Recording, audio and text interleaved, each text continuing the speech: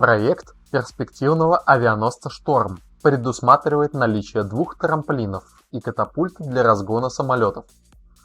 Корабль также получит подъемники как вертикального, так и качельного типа, что существенно сэкономит место. Таким образом, создатели применят в авианосце лучшие разработки отечественной и западной школ создания кораблей подобного типа.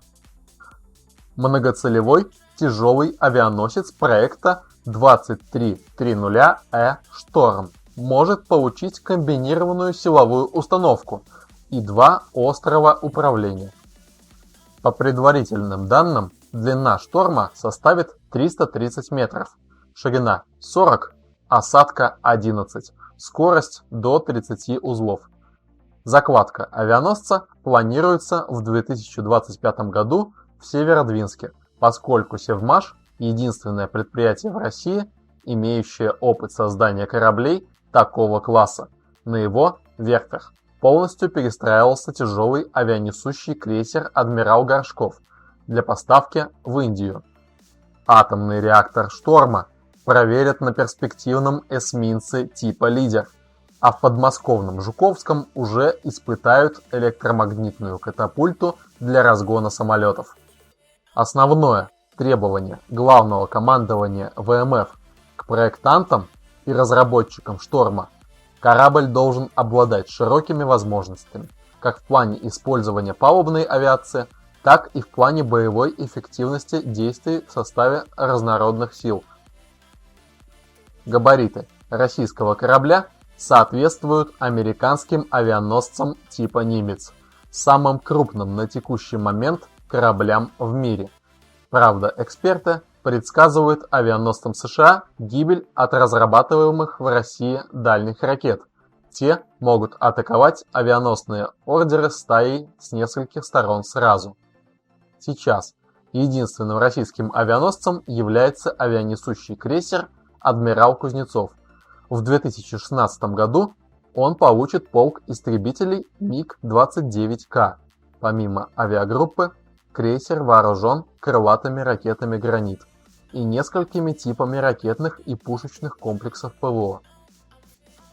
Несмотря на то, что в программе вооружения до 2020 года не предусмотрены средства на строительство авианосцев в России, полным ходом идет разработка проекта перспективного авианесущего корабля. Его прототип был представлен в Крыловском государственном научном центре в Санкт-Петербурге, организация, без научного заключения которой ни один проект в российском кораблестроении никогда не будет воплощен в металле. Перспективный российский авианосец пока существует только в виде моделей. Одни из них проходят цикл морских испытаний в многочисленных бассейнах Крыловского центра, имитирующих плавание будущего корабля в различных климатических, погодных условиях, морях и океанах планеты. Другая модель дает визуальное представление о том, каким же собственно будет корабль будущего.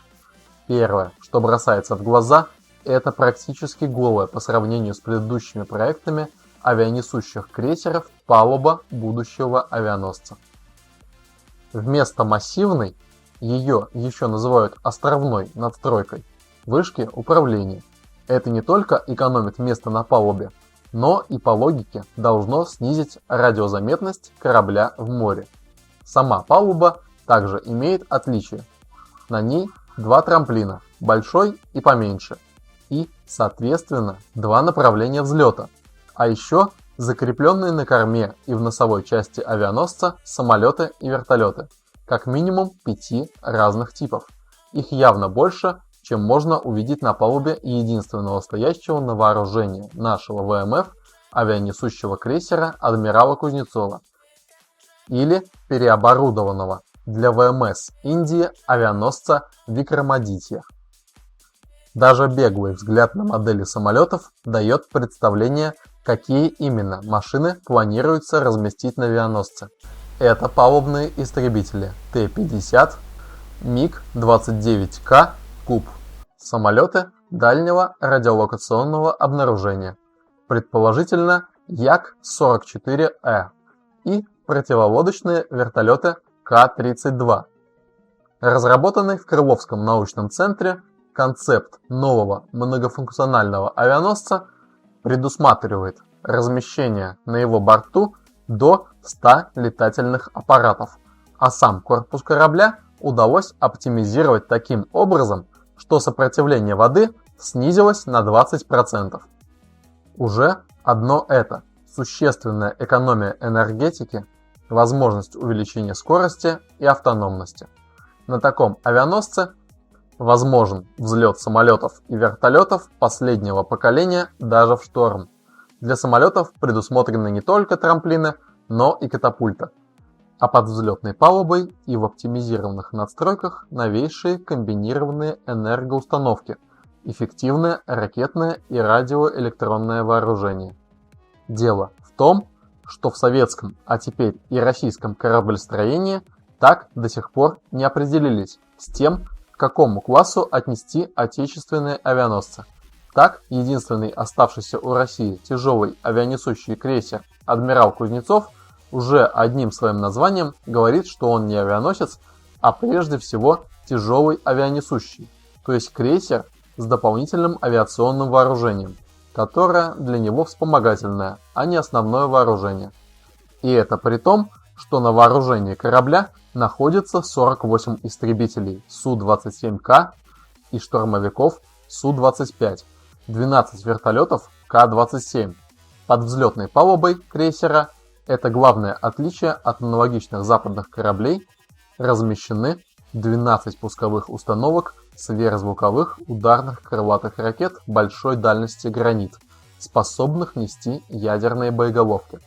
Также на крейсере имеется 4 комплекса противовоздушной обороны ближней зоны «Кинжал».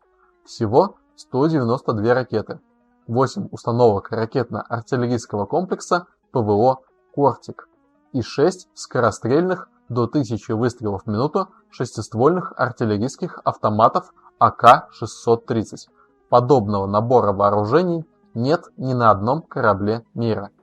Именно из-за этой разноплановости в вооружении Кузнецов не считается чистокровным авианосцем в том понимании, как это видят в США.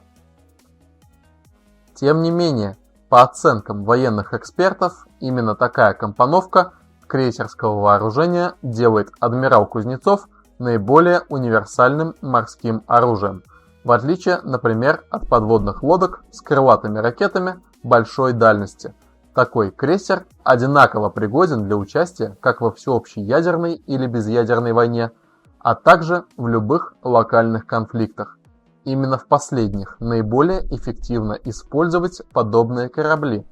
Это ярко продемонстрировали США в ходе операции в Персидском заливе и у берегов Югославии, когда основные ударные силы ВВС НАТО были представлены корабельными авиационными соединениями, практически неуязвимыми для наземных сил противника. Однако, как отмечают специалисты, разноплановость вооружений сейчас не так важна, как узкая специализация кораблей. Авианосец никогда не будет в море один, его всегда будут охранять корабли сопровождения. Именно на них ляжет задача по отражению воздушного нападения или противодействия подводным лодкам противника, так что авианосец должен быть именно аэродромом, а не крейсером. Сейчас перспективный авианосец рассматривается в двух версиях – с атомной энергетической установкой и неатомной. Если у него будет атомная энергетическая установка, тогда водоизмещение корабля составит 80-85 тысяч тонн. Если он будет неатомный, то 55-65 тысяч тонн.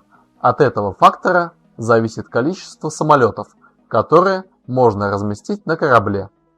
По проектировочным нормам на 1000 тонн водоизмещения может быть размещен один летательный аппарат.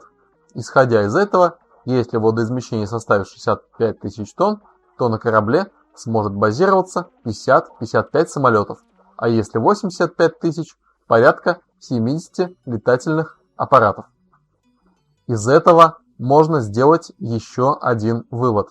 В неатомном исполнении корабль, скорее всего, будет предназначен для экспорта, в атомном – для российского флота. Судить об этом можно по той программе обновления военно-морского флота, которая реализуется в рамках госпрограммы вооружения.